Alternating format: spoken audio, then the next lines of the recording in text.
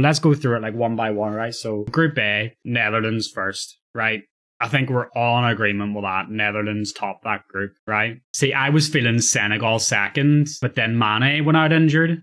So, and I don't think that game yesterday, the Qatar-Ecuador game, is going to be like a deciding game in this group, because I feel like everybody's going to just tank Qatar because they're so bad. They're like 150 to 1 to get out of the group already. I still feel like Senegal edges second place. Senegal, and then Ecuador, and then Qatar. I feel like Senegal still have like a good enough team to get out of that group, but obviously Mane is a massive miss from them. And Group B, I'm going to go England to top the group. Again, pretty much the obvious choice there. This is weird, okay, because I have Wales to beat USA today. I think Wales will beat USA today, right? But then I think that USA are still going to finish second, because I think USA will get a result against England. I don't see Wales getting a result against England. I'm going to go USA second. I'm going to go Wales third. And I'm going to go Iran fourth.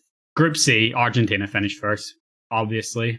This is a tough one between Mexico and Poland, but I'm going to go Poland because they've got Lewandowski. For some reason, Poland never really perform at tournaments, but I feel like this is the one they're going to show up a little bit in. So I feel like Poland gets second, and Mexico third, and then Saudi Arabia fourth, because again, they're the worst team in the tournament. I feel like Saudi Arabia are going to get beat by everybody in that group, and Qatar are going to get beat by everybody in their group, just because those teams are both atrocious. This is where I'm going to start getting a little bit bold, okay? Group D, now you can disagree with me all you want, but I personally think Denmark are going to top this group. I know France are France and everything, but like they're missing Benzema now through injury. They don't have Nkunku through injury now. Their midfield is really weak because they don't have Kante and Pogba, so they're probably going to have to start Rabiot as a CDM. I feel like France are really weak right now, and they're also in bad form coming into the tournament, and Denmark has beaten France twice this year already. So I think Denmark top that group, and then I'm going to go France second, Australia third, and then Tunisia are going to go fourth. I'm pretty sure one of their better players is Hannibal Mejri, who's a United player. He's only just breaking through the youth team, so it's pretty much sums up where they're at the moment. It's just like an experience for them to be at the World Cup. And then Group E, this one, I feel like Japan are really underrated, man. Like, I really think they're just a good fucking unit. They're a good team. Germany top that group, okay? I feel like they're definitely not as strong as they usually are, but they've got some like young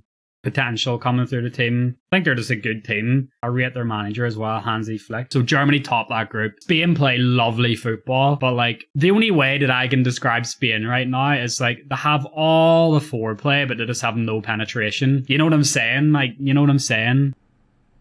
Hey, yo, what the fuck? Look, say at a World Cup, not everything goes as you expect it to go on paper. Don't judge me, okay? I'm going to go Japan second. This is my shock of the tournament, right? I feel like Japan go second, Spain go third, and Costa Rica go fourth. I just have a feeling about Japan. And then Group F. This is a weird one because like Belgium are like obviously a fucking great team, but they're also past their prime. I feel like Belgium top that group still. Obviously, Croatia have Modric, so they're going to need a fucking hard carry from Modric. But he's like 36, man. I know he's still class, but like, I just can't see. This is another big boy one, right? I'm going Canada second, Croatia third, and then Morocco fourth. Canada are like an up-and-coming team. Like they've got Jonathan Davis, they've got Alphonso Davies as well. I understand Croatia realistically have like better players, but at the same time, like those players are getting on. Do you know what I mean? Whereas I just feel like Canada are just going to pull something out of the bag. Moving on to Group G. Obviously, we all have Brazil top in that group, and we would be shocked if anything other than that happened. Now, this is actually a fucking tough one to call out of the rest of these teams in the group. I feel like Serbia finished second.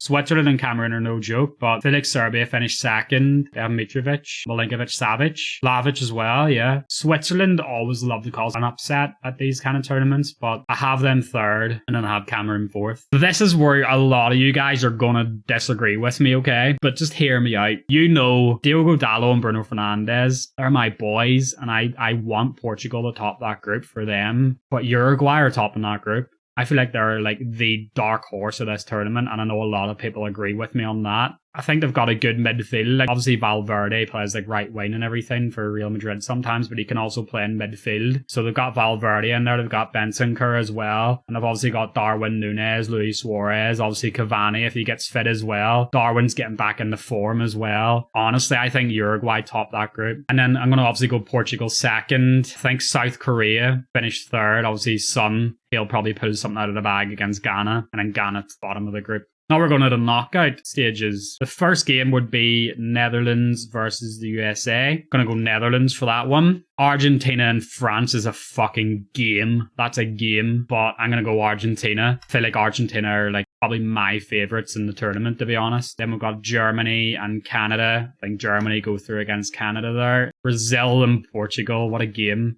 That would be a big flop if Portugal were to go out in the round of 16, but they do not beat Brazil. England versus Senegal. Go England on that one. I think England have enough to beat Senegal. Denmark and Poland. I'm going Denmark on that.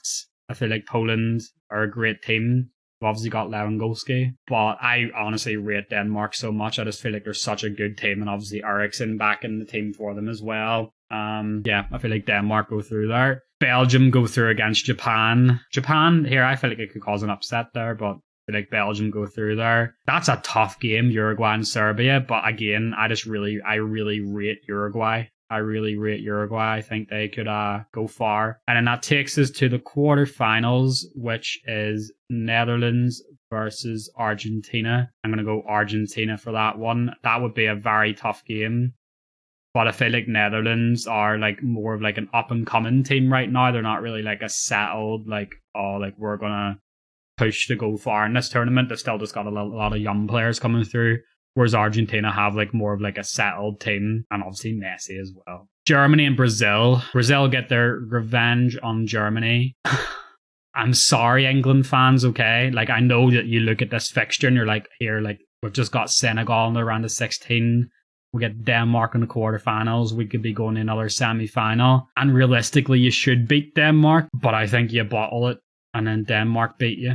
I'm sorry. I really don't rate Southgate tactically. I feel like if England had like a Graham Potter or like an Eddie Howe in charge who could actually get the best out of these players, I feel like England could actually have a massive chance of winning the tournament. But obviously Southgate's in the middle of transitioning from the 5 at the back to 4 at the back. He's convinced he's playing Harry Maguire in a 4 at the back. And as a fucking loyal United fan who had to sit and watch Harry Maguire week in, week out, playing a 4 in the back, and you're trying to play a high line as well, please take my word for it, he can't fucking do it. And then Uruguay put Belgium out because, again, Uruguay, I think, are the fucking dark horses of the tournament. So Argentina versus Brazil, that is the hardest game out of the tournament to predict, to be honest. And I feel like they are going to meet up at some stage. But I just feel like Argentina have more than them at the moment. I feel like that defense for Argentina is grittier. And then obviously Messi magic at the front. Uruguay beat Denmark in the semi-final. And here, let's be realistic, okay? See, even if I did pick England there to beat Denmark, that's obviously the expected result there, okay? You're still getting put up by Uruguay anyway. There's no two ways about it. Uruguay would beat England. And then the final is Argentina versus Uruguay, and the winner is Argentina. Messi wins the World Cup, solidifies his status as the greatest of all time. Obviously, I'm a big Ronaldo fan as a footballer, not a fan of his recent actions, but no fucking two ways about it. If Leo wins the World Cup with Argentina here, he's the GOAT. There's no debate anymore. That's it. It's over. Debate over. Messi's the GOAT. There's no debate if he wins the World Cup here.